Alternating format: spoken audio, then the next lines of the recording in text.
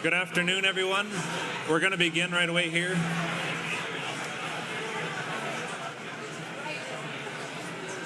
I thought it would be bright. That's not that You bad. oversold it. Good afternoon, everyone. Can I have your attention?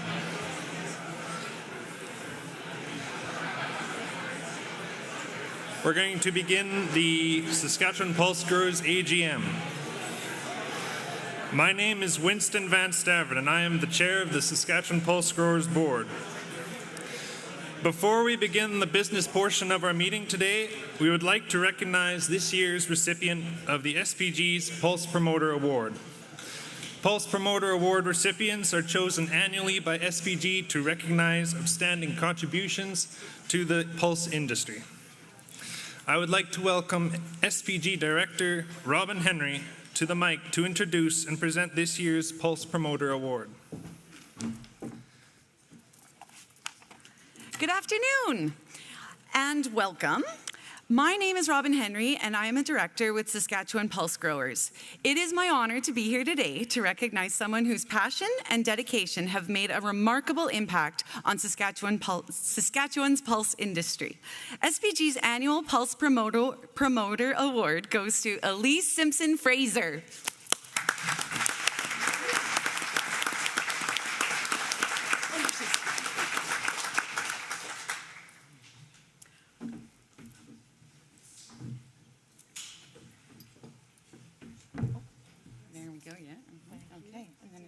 This.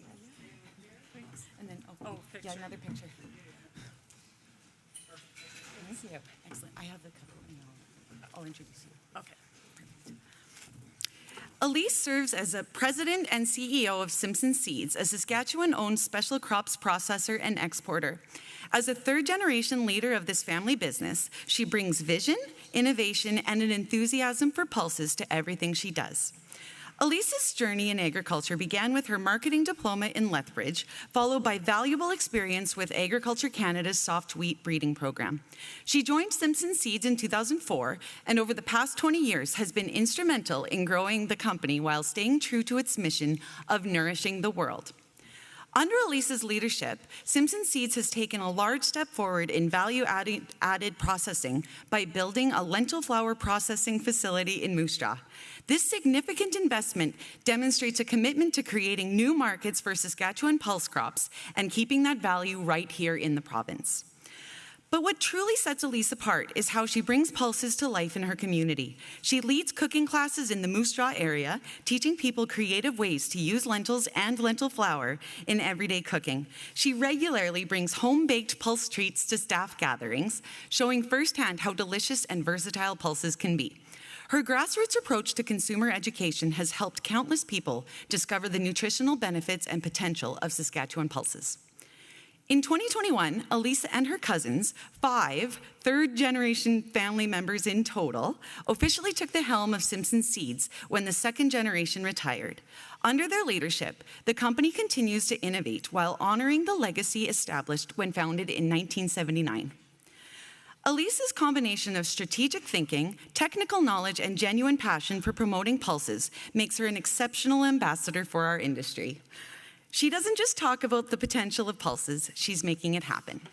On behalf of Saskatchewan Pulse Growers, I would like to congratulate Elise on her outstanding contributions to the pulse industry in Saskatchewan and invite her to share a few words.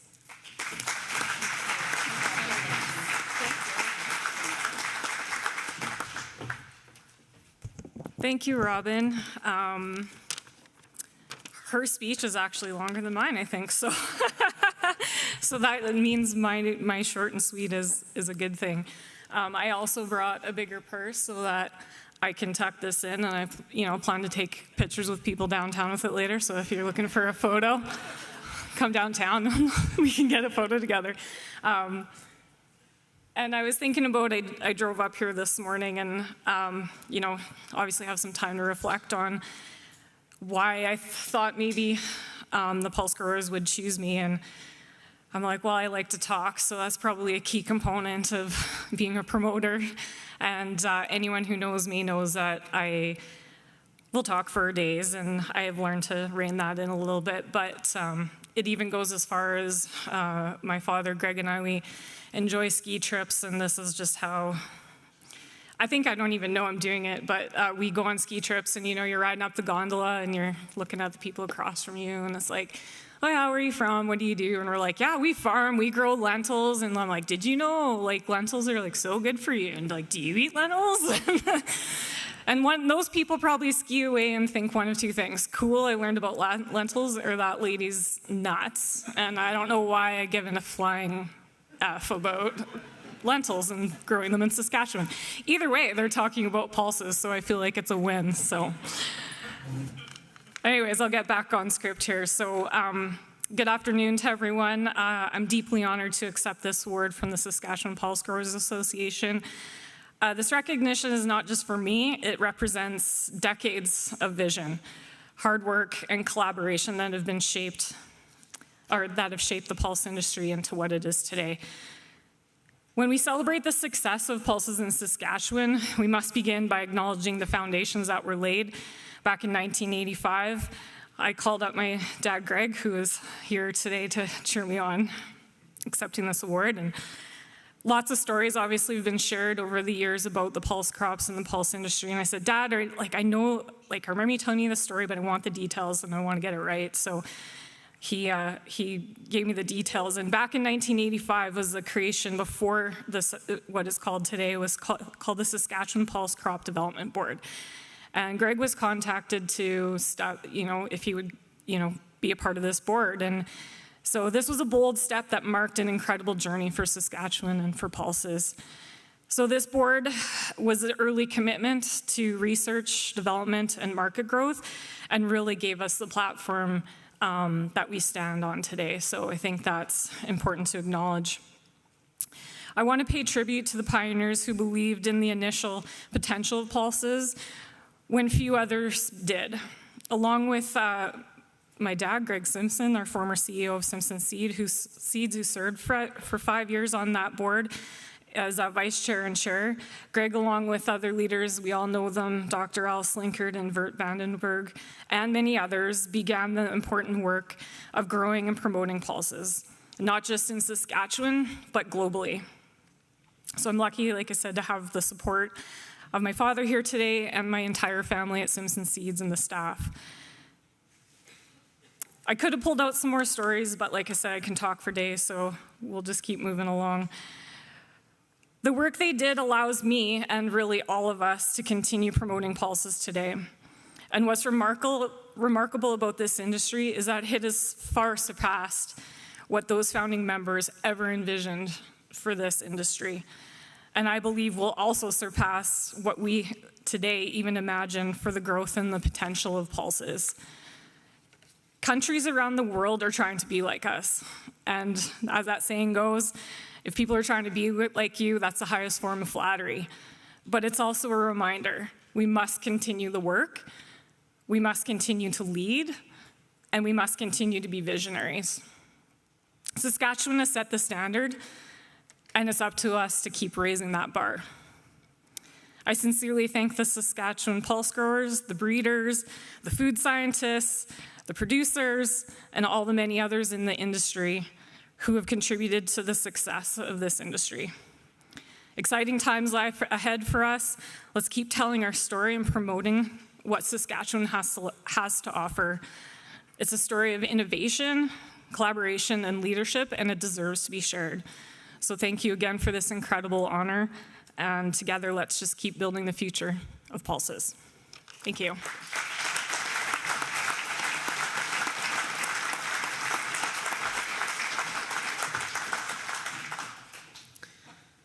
Thank you. I would like to congratulate Elise again and thank her for the work she has done for the pulse industry. Now, moving on to the business portion of our meeting. To run our AGM, we must have a quorum of 25 growers, and it's been confirmed that we do have quorum. So I will now call the meeting to order. Voting members who are registered in advance should have received a copy of the AGM agenda and minutes from the last AGM via email on Thursday. They are also available at the registration desk and at saspulse.com. Our latest annual report was also circulated by email and can be found at saspulse.com and at the registration desk. Inside the annual report, you will find SPG's latest audited financial statements. Okay, Mr. Page here. Voting members can move or second a motion by raising their voting card in the room today. The motions portion of the meeting will take place towards the end of today's meeting. Stuart Lawrence and Sean Dearland are serving as our resolutions committee today. Could you two please stand? Thank you. And so please turn in resolutions to a member of the resolutions committee before 2:15 p.m. And a resolutions template was provided in Thursday's email and is available at the sign-in desk or with committee members. Also, following the resolutions portion of today's meeting, we will open the floor for a grower question and answer period. Growers may bring forward questions for the board on any topic during that time. Now, let's move on to today's agenda. Please review the agenda, and can I have a mover to adopt the agenda? Sean Dearland moves, and can I have a seconder? Jim Hale seconds. Can I have all in favor? All opposed? Carried. Now the review of minutes from last annual general meeting. The minutes were made available to you by email and at the sign-in desk. Are there any errors or omissions? Could I please have a mover? Terry Uswa from Nipawin, Saskatchewan. And a seconder. Trent Richards from Assiniboia. Former SPG chair, Trent Richards. All in favor? All opposed? Motion carried. Business arising from the minutes. SPG received one resolution at last year's AGM, which we will now report on. The resolution was related to setting up an alternative to the CGC bond with the financial trust submitted by Chad Dirksen. The resolution in full is up on the screen. SPG considered the resolution, including the concept of a financial trust, as well as other mechanisms to ensure growers are able to manage risk of non-payment by buyers in a cost-effective way. SPG also discussed with other groups that have studied payment security topics in the past. SaskPulse recognizes that Pulse and special crop companies have been the source of most of the claims under the Canadian Grain Commission's Producer Payment Security Program over the past few years. It is SPG's view that the Canadian Grain Commission remains best placed to operate payment security programs for farmers. SPG is committed to providing input to the CGC to ensure the program works in the best interest of farmers. SPG also believes that strengthening the enforcement of current program rules to ensure buyer security is up to date and sufficient to cover funds owing to producers is needed. We also recognize that no program can eliminate all risk in a cost-effective way, and that farmers and grain companies can both take actions to reduce risk and manage costs. Is there any other business arising from last year's minutes? Hearing none, we will continue. I would now like to introduce your 2025 Board of Directors. In addition to myself, the 2025 SPG directors include Robin Henry from Hodgeville, Terry Uswa from Nipawin, BJ Hobrick from Hazenmore, Jim Hale from Lancer, Stuart Lawrence, Vice Chair from Rosetown, Sean Dearland from Kyle, Brad Blackwell from Dinsmore, and Jared Gust from Davidson. I would also like to take a moment to acknowledge guests from other provincial and national organizations who have joined us virtually and in person today,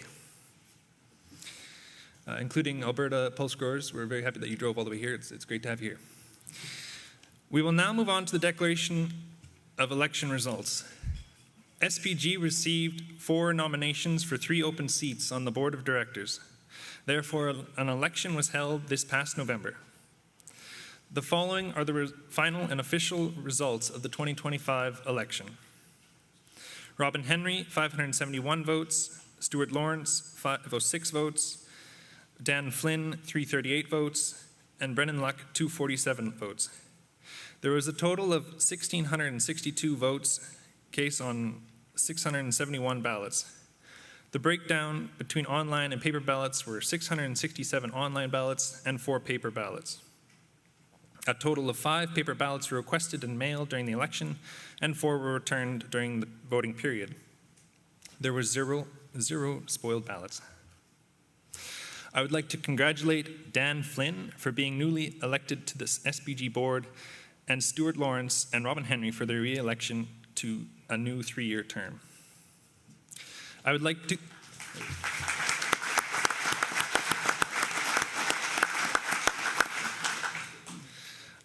thank all candidates for putting their names forward. It was encouraging to see increased interest from growers this year with a strong list of candidates.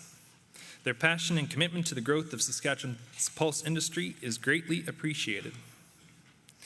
Could I please have a mover and a seconder to accept the election results as presented? Jared Gust, and seconder, Brad Blackwell. All in favor? Carried. Brad Blackwell will be departing the board this year, having fulfilled the maximum term length. During his time with SPG, Brad held the position of chair with SPG, and also spent time sitting on the Pulse Canada and Grain Growers of Canada Board of Directors. On behalf of the board and staff, I would like to thank Brad for his time and valuable contribution to the SPG board over the last 9 years. Thank you, Brad.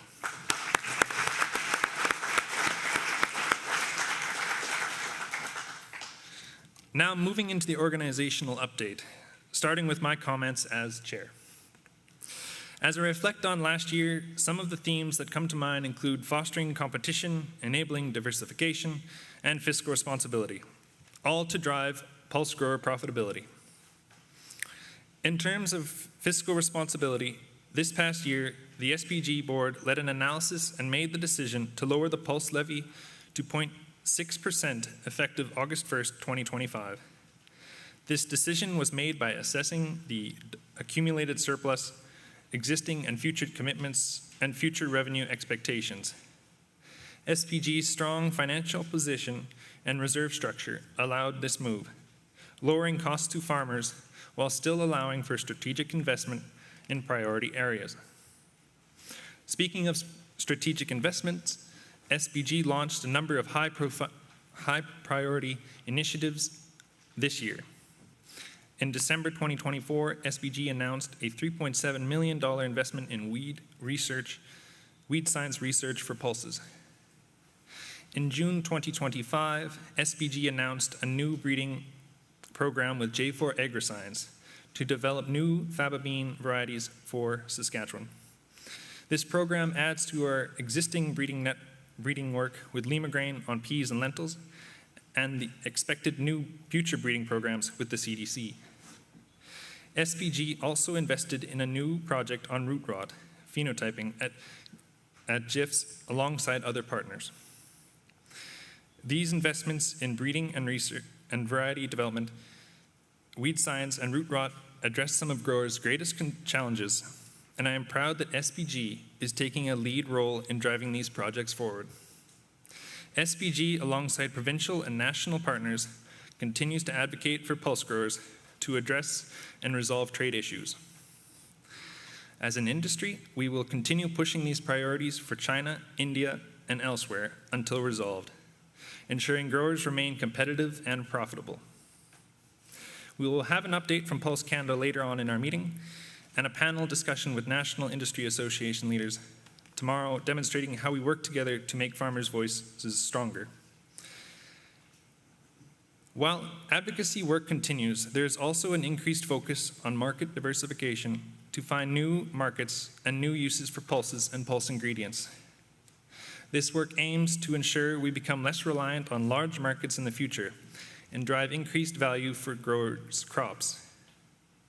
While there is still work to be done to solve some of Pulse growers' greatest challenges, I believe SPG is focused in the right areas, making priority research investments, advocating on behalf of pulse growers, diversifying markets, all to make our growers more competitive, productive, and profitable, all in a fiscally responsible way. Thank you. With that, I would like to invite SPG's Executive Director, Carl Potts, for some additional comments from the organization. Thanks, Winston, for the introduction, and congratulations to Elise. It was great to see you as a Pulse promoter this year, and thanks for all your efforts to promote Saskatchewan Pulses both domestically and globally as well. I'd say 2024-25 fiscal year was a successful one for SPG in many areas. SPG was successful in drawing down its accumulated surplus through high priority research and market development investments, and that's been a topic of discussion at some previous AGMs. In 24-25, SPG invested in 32 new research projects for a total SPG investment of $10.1 million, leveraged for a total value of research projects of $17.1 million. These investments have been in high priority areas, including root disease, integrated weed management, and several more. Some of the research that SPG funds is field scale, covering practical agronomic trials on farm. In 2025, field scale projects covered 29 sites with many growers and agronomists attending field tours of those sites or the webinar to discuss the 2024 results. Trade has been a key topic again this year, and we'll have an update from Jeff English from Pulse Canada in just a few minutes here. But market development and diversification efforts have really never been more important. With market access restrictions or threats in our top 3 pulse markets, efforts to diversify take on an increased importance. In 2025, SPG made additional investments in market development and diversification for chickpeas, for food and pet food demand, pulses and ingredients for utilization in pet food in Latin America and Southeast Asia, for Europe, lentils in food service, and all pulses in processing, packaged food, and pet food, and in the Indo-Pacific for peas in feed and aquaculture. SPG also leads the food service sector outreach for the National Market Development Strategy, and this work is focused on the non-commercial food sector, primarily in college and university campus and corporate dining settings, as well as with chain restaurants to expand lentil utilization. Culinary trainings with chefs, as well as white paper innovation projects leading to menu launches, are just some of the focused efforts in this space. Last year, there were 4 culinary training programs to deliver to 11 food service and corporate dining teams, 55 new meetings with commercial chain restaurant operators, leading to 13 white paper innovation projects and 1 new menu launch. 145 course completions on the lentils.org Learning Hub for food service chefs. We also welcomed 17 chefs to Saskatchewan for a farm tour and other stops showcasing the journey of lentils from farm to plate. Building more demand and new uses and underserved regions of the world is really essential for more diversified market base. Growers are SPG's most important stakeholders. We seek out input and feedback from growers and put a lot of work into developing information that growers and agronomists can use. We use in-person meetings like AGMs, winter pulse meetings, webinars, e-newsletters, podcasts, market reports, and other tools to deliver information. In 2025, we launched an updated Pulse Variety Hub where growers can compare information on new varieties. In 2024-25, our team delivered 8 technical agronomy resources, 4 research summaries, 14 pulse market reports, 12 podcast episodes, and 4 technical webinars. 77% of growers stated that they believe they receive good or excellent value in return for their levy contribution, and this is an important metric for us in terms of grower satisfaction with SPG. I want to take a moment to talk briefly about SPG's reserve structure, and that's been a topic of discussion at some previous AGMs as well. As a result of expanded investments and commitments, we've drawn down our unrestricted net assets from 12.9 million at the end of August 2024 to 6.1 million at the end of August 2025, mainly due to commitments made for future research and market development. SPG's financial reserve structure is as follows, starting from the bottom, moving up to the top. 1.9 million in organizational closure reserve held as restricted net assets in a case where SPG was ever needed to be wound down. 1.1 million in capital assets, and that's mainly held in land. 10.1 million in commitments beyond our baseline budget. These really are research investments and market development commitments that we've made from surplus funds and not from expected future revenues. 20 million revenue variability reserve. And the main reason for this is pulse markets are volatile, and so can SPG's revenue. The revenue variability reserve means really is meant to be able to cover levy revenue shortfalls in low revenue years without needing to pause or cancel long-term investments in research and market development. So this reserve is designed to hold enough funds to sustain a significant revenue reduction for a number of years. So this leaves 6.1 million in unrestricted net assets available for investment in strategic projects of high priority to growers. SPG is also required to provide an overview of the current year budget at the AGM, so I'll provide a quick summary here now.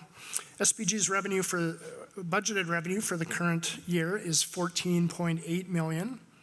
The main source of revenue is levy, budgeted at 12.1 million.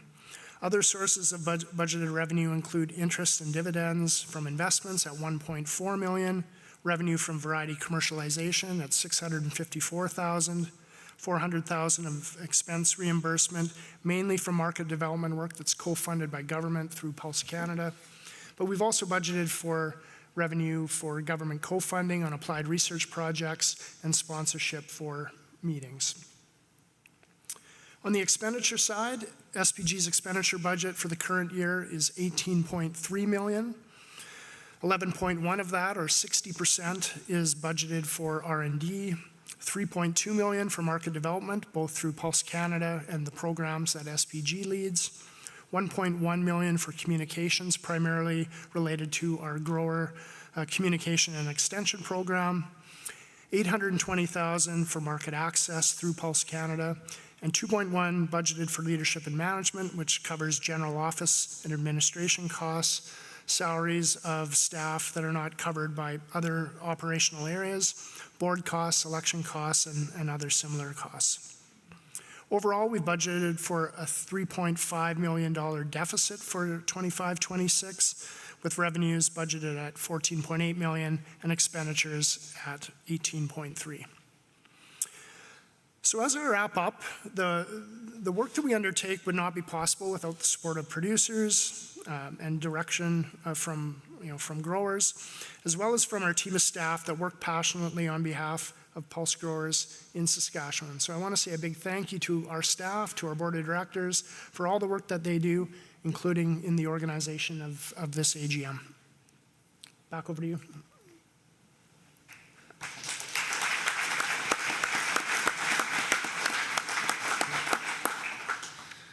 Thank you, Carl. To close off the report from the organization, I would like to invite Jeff English, Vice President of Public Affairs with Pulse Canada, to the podium to deliver a report from Pulse Canada. Pulse Canada, as the National Association for the Pulse Industry, leads on market access and market development work on behalf of SPG and other provincial Pulse commissions. Jeff, the podium is yours. Well, thank you, Winston, and thank you for the opportunity to be here on behalf of Pulse Canada. As mentioned, my name is Jeff English. I'm the Vice President of Public Affairs, and I'm happy to spend the next few minutes here touching on some work that Pulse Canada has undertaken on your collective behalf.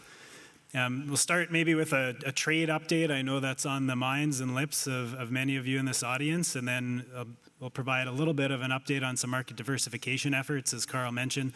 Very timely and important at this juncture in the global trade and global trading environment. I want to start maybe by just setting the context with respect to the Pulse exports and specifically with our P exports. And if you can see on the graph, it indicated as such that India and China traditionally and to this day represent the overwhelming majority of our pea exports. Those two markets are responsible for roughly 80% of peas that we would ship overseas. And that's the reason why we're going to do a deep dive into each one of these markets, trying to give you the state of play, a lay of the land of how things are right now, and maybe what we can expect going forward as we've had some developments in our trading relationship with these respective markets. China is on the minds of everybody in this room. I know that this week is maybe exactly topical, and I'm here on behalf of our president, Greg Cherewick, who happens to be on the ground right now, awaiting the Prime Minister's arrival there tomorrow. From a Pulse perspective, our relationship with China dates back 30 plus years. Peas have played an important role, I think, in China in terms of their vermicelli market and livestock feed, and continue to do so. And over the past 5 years, Canada has exported nearly $400 million worth of peas to China, over $3.7 billion of peas to China. So it's a very important market for us. It's a market that's also heavily reliant on relationship, and we've seen this relationship stress tested in recent years. There we go. We're back. Okay, just like I rehearsed. So as I mentioned with respect to the Chinese relationship, perhaps they were listening, it has been strained a little bit over the past decade. Now, we saw as things unfolded, specific commodities targeted, canola specifically, we're dating back to 2019 and the like. Peas continued to move, and they did that for a few reasons. One would be the strength of the industry-to-industry relationship there. The other is a fact that they needed the product. And so while we did see canola targeted at that time, peas continued to move. A big part of the reason why they have been our largest market had been China. India recently, in the last 18 months, has come online, has sucked up some of that market share, but China continues to be a massive market for our product. Now, we've recently seen some hope and optimism of the recent announcement that the Prime Minister will be visiting, and the Saskatchewan Premier Moe will be joining him. China, in March of 2025, placed a retaliatory tariff against Canadian EV tariffs. They targeted a few products in particular, specifically from our standpoint, 100% tariff on Canadian peas. This had a choking out effect on the market for Canadian peas as importers in China scrambled to find replacements, much preferring the quality and consistency and trustworthiness of supply of Canadian product. But over time, that 100% tariff just becomes impossible for them to take. At the time, Pulse Canada acted quickly. We were on the ground, SPG included, meeting with Chinese customers, ensuring them that the Canadians would be there in terms of being able to supply the product, helping them understand the quality of the product. At that time, they had given us around a 6-month window, saying if this could be resolved within 6 months, we could probably absorb that, the added cost, but over time, it's going to become cost prohibitive. Now, this became priority number one very quickly with us, with the federal government. It led to meetings upon meetings upon meetings with like-minded commodity associations. Canola, seafood, and pork were also targeted, ensuring that our officials knew that regardless of how the solution was arrived at, the importance of getting a solution was paramount to today's success and the future success of Canada's pea sector.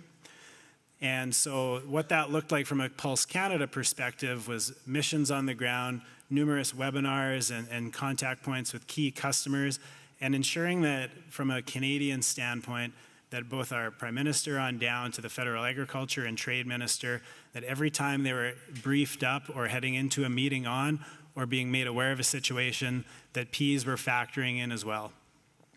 That includes, as of right now, where we have a team on the ground in China, making sure that Prime Minister Carney and his very large delegation, there's been a lot of hype around what could or might happen this week, and while we won't speculate on that, our preferred solution and the priority for us remains an outcome that leads to the resolution and the removal of this 100% tariff. And so, as I mentioned, folks are on the ground right now, creating what we would like to see in a stronger bilateral climate. So the improved diplomatic environment did not happen overnight. You can attribute that to several different factors. But what I can tell you from some things that Pulse Canada can advise on or can control is that we have been there every step of the way, not only working with government officials here in Canada, but ensuring that our customers know that we are there to supply them and know that we are advocating on your behalf to get that tariff removed so that the flow of peas can return to normal.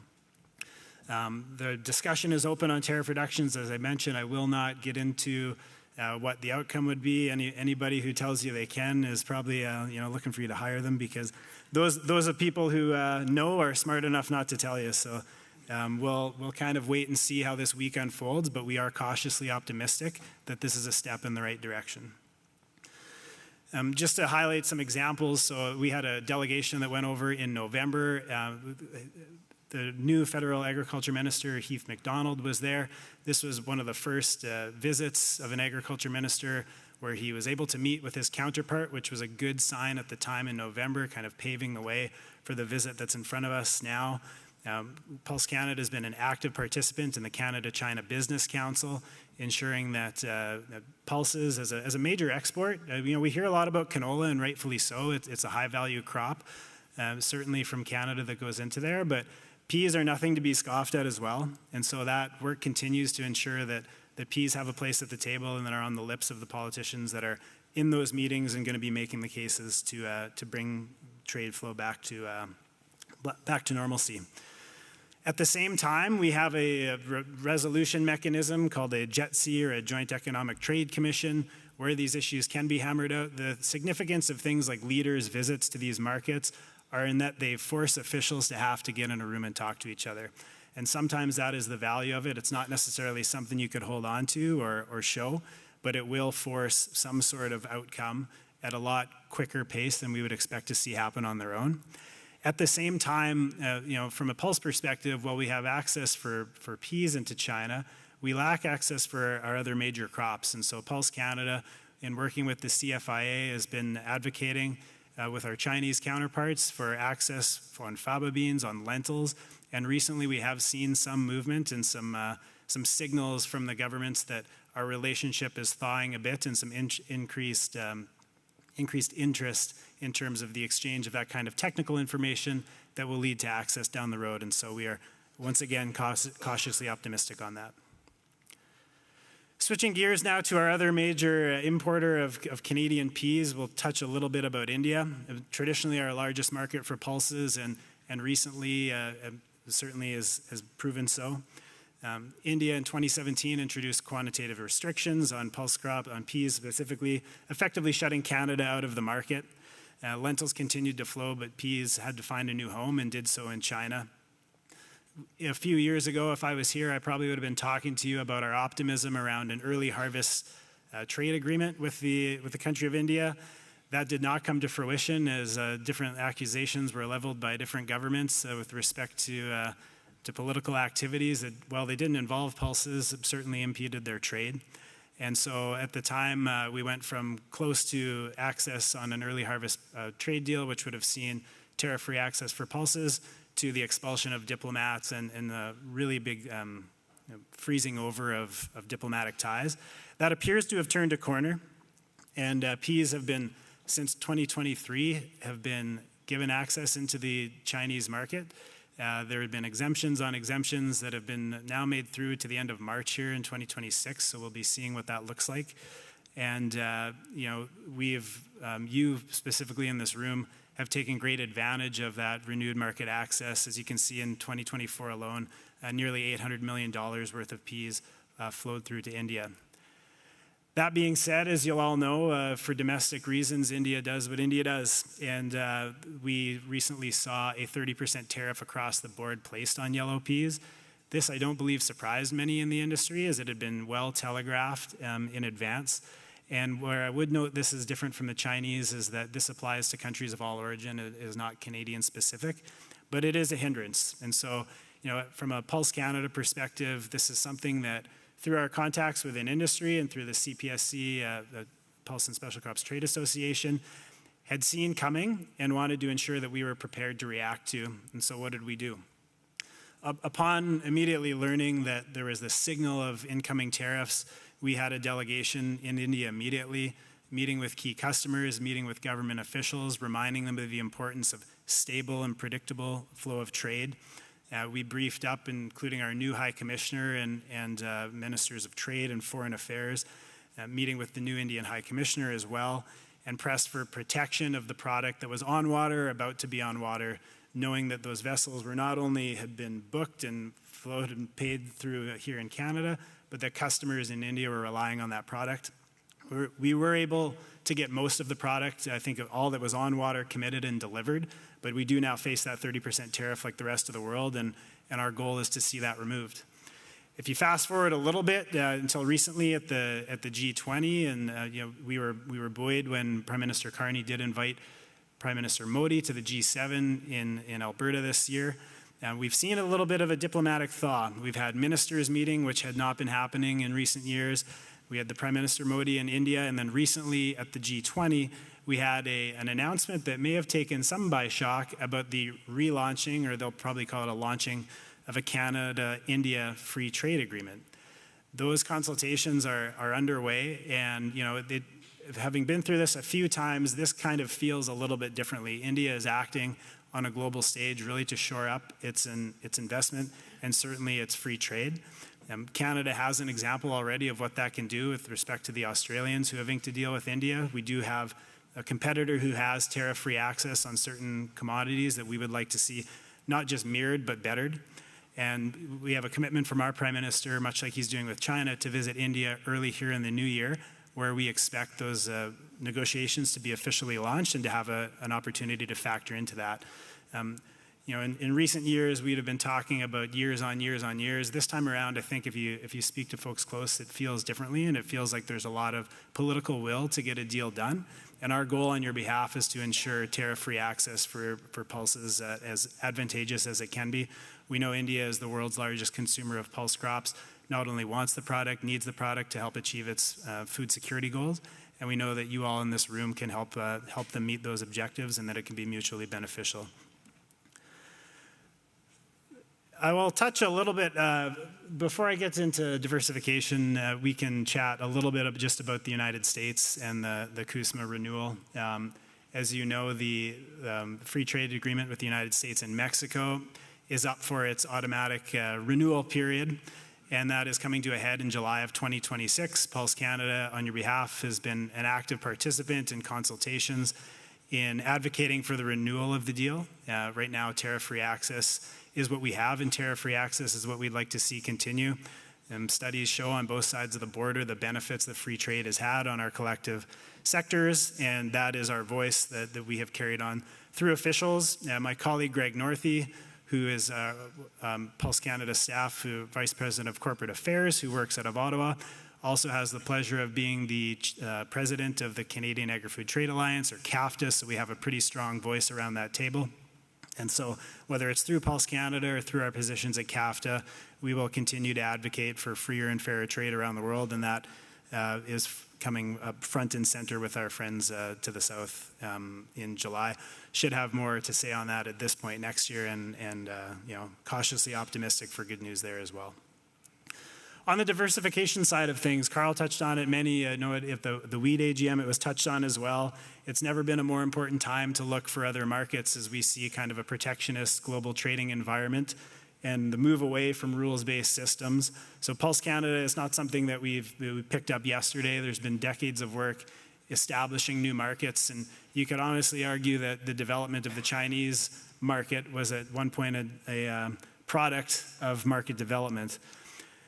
That comes with its share of challenges. So the food industry is constantly changing. People are increasingly interested in what they buy, how much it costs, where it comes from, and also how it's labeled and kind of the truth in labeling. And so it's an ever-changing landscape. Pulses have a really good story to tell, but we're not without challenges. The California example of Prop 65 when it comes to labeling and certain things like that, where challenges are being put forward that we always have to be aware of and figuring out how we can factor in.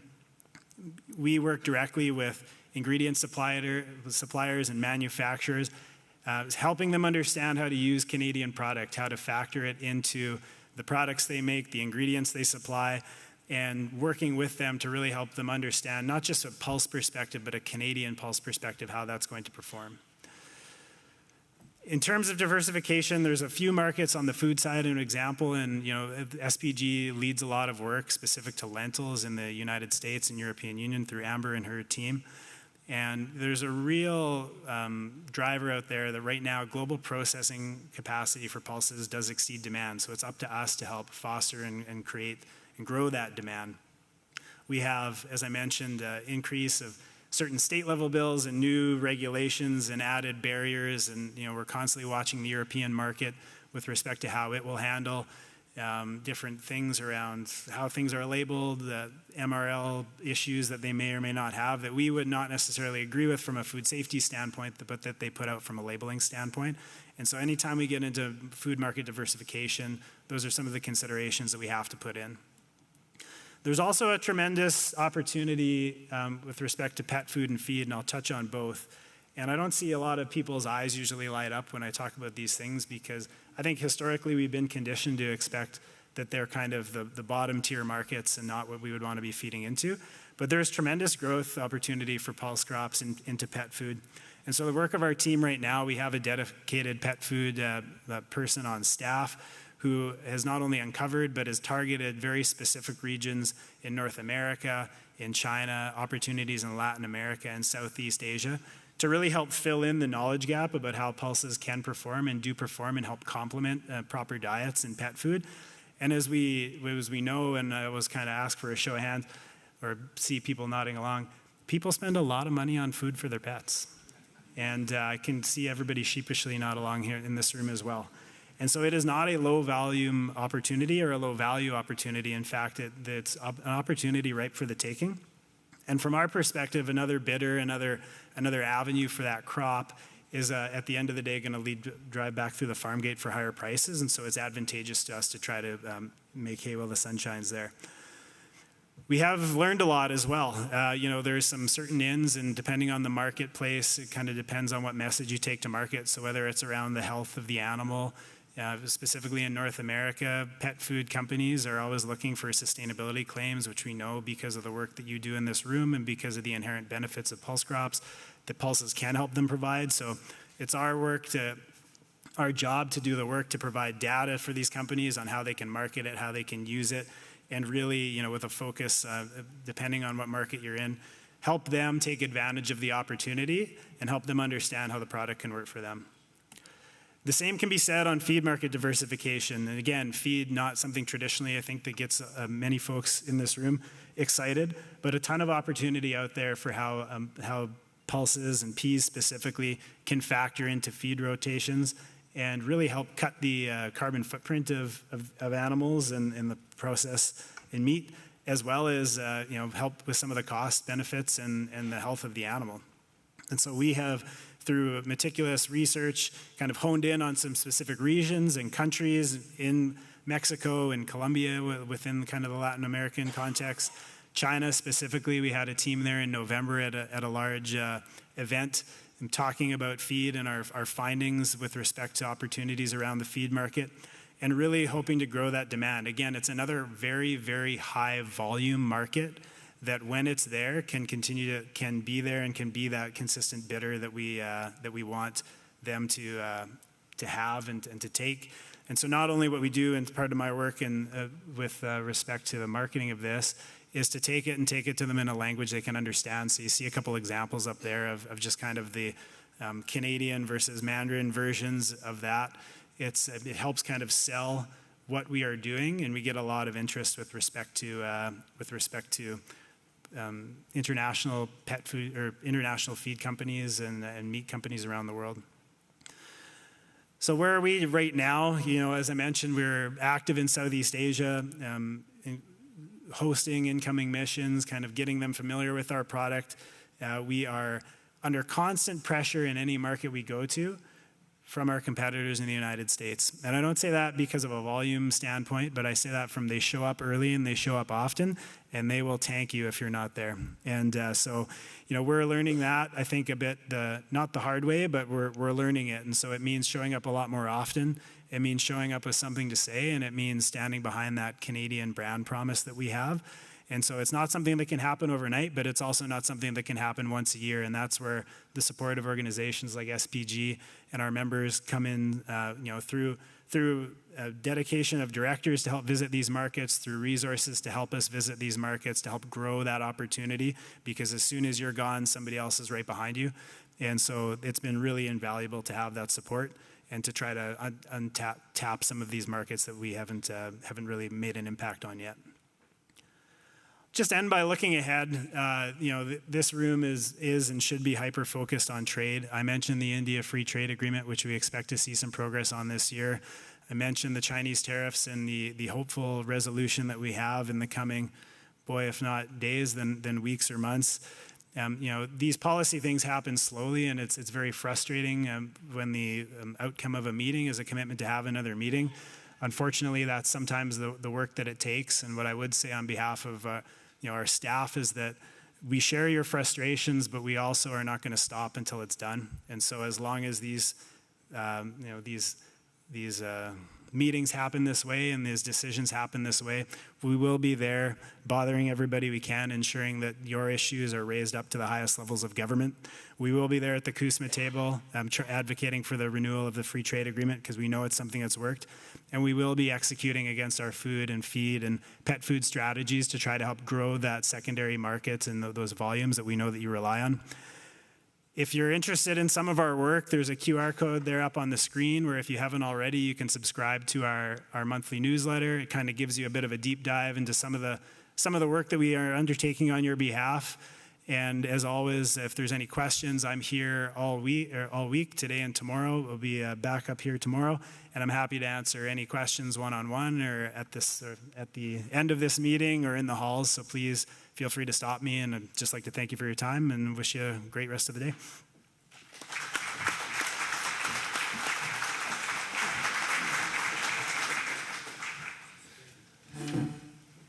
Thank you, Jeff. Are there any questions on the report from the organization? All right. Now I would like to ask BJ Haubrich, Chair of the Audit and Finance Committee, to present the audited financial statements for the 2024-25 fiscal year. BJ. Good afternoon. SPG's audited 24-25 financial statements are available in the annual report at the registration table, as well as on our website. SPG is required to have a number of audit opinions completed. The opinion on the audit of financial statements has been qualified because audit procedures do not allow the auditor to verify whether all levy that should have been collected and recorded during the year has actually been collected and recorded. This is a standard qualification for many crop commissions. Opinion on SPG's compliance with the Agri-Food Act and Pulse Crop Development Plan regulations. There were no issues noted in the opinion. Opinion on the controls of the organization to safeguard resources, prepare reliable financial reports, and to conduct activities in accordance with laws, regulations, and policies developed. There were no issues noted in the opinion. Opinion on the proper use of Crown monies. There were no issues noted in the opinion. Next slide, please. Revenues. Levy revenue collected this past year was $13.4 million, down about $1.7 million from last year. As you know, prices in peas and lentils dropped between 35% and 62% from in-year high points between March and August, leading to decreased value in levy received and less deliveries during that period. Overall revenue was $16.3 million, which was down about $2 million from last year. Next slide, please. Expenses overall were $17.2 million and over budget by $450,000. This was primarily as a result of R&D expenditures being over budget by $204,000, and market development expenditures being over budget by $275,000, due to the board choosing to utilize reserve funds for additional high-priority investment in these areas. Next slide. The result is a deficiency of revenues over expenditures of $919,000, which translated directly to overall net assets decreasing by $919,000. Next slide, please. In terms of assets, they decreased by $919,000 overall, with investments decreasing by $591,000. Total investments held by SPG at the end of August were $34.3 million. $32 million of these investments support the Revenue Variability Reserve, Organizational Closure Reserve, and Reserve for Commitments Beyond Baseline Budget. The remaining $2.3 million would be tied to unrestricted net assets. Next slide. This slide shows the future commitments for SPG. This is the summary of notes 7, 8, and 9 from the financial statements. SPG currently has future commitments totaling $24.7 million, occurring mostly in the next 4 years. Annual spending is a combination of contractual obligations from these commitments made in previous and in-year project spending. Next slide. Could I please have a mover and seconder to approve the 24-25 audited financial statements as presented? I got Dan, and a seconder, Stu. All in favor? Anyone opposed? Motion carried. Next slide, please. Now for the appointment of the auditor. It is the recommendation of the board that Lingard and Dreger be appointed as auditors for 25-26 fiscal year. I, BJ Hobrick, as Audit and Finance Committee member, make the motion to appoint Lingard and Dreger as the auditor for fiscal year 25-26. Could I please have a seconder on that motion? Terry Uswa. All in favor? Anyone opposed? Motion carried. Thank you. Thank you, BJ. Now it is time to move on to the resolutions portion of the meeting. We received no advance resolutions by the resolution deadline. Resolutions can be brought forward from the floor and debated by voting producer members only. Resolutions are an opportunity for pulse growers to provide input to the board. Any resolutions received today will require a mover, a seconder, and a majority vote to pass. Resolutions are considered recommendations to the board and are non-binding, if passed. All right, moving on to resolutions from the floor. Resolutions Committee, are there any resolutions from the floor? None. Okay. Now moving on to open discussion. If you would like to speak, please approach the microphone in the room and form a line.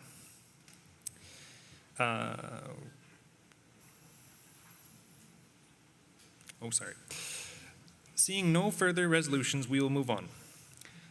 Before we close, I want to acknowledge Stuart Lawrence, who is stepping into the role of chair following this meeting, and BJ Hobrick, who will assume vice chair. Congratulations to those two.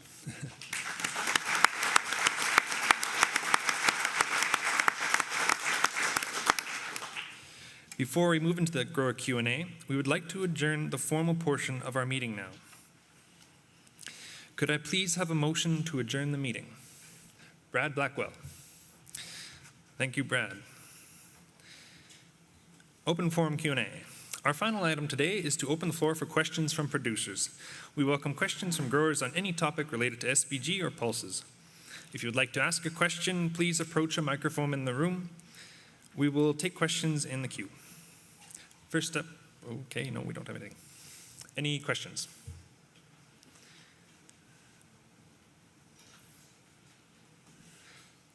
Seeing none, we appreciate the engagement from you all being here today. Okay. So that brings our 2026 AGM to a close. Thank you for joining us in person today. It's nice to see a full room. Stay tuned for SPG's 2026 winter extension meetings with stops starting on February 3rd in Southie, February 4th in Swift Current, and February 10th in Saskatoon. We hope you will join us over the next few months. This concludes our meeting for today. Thank you very much.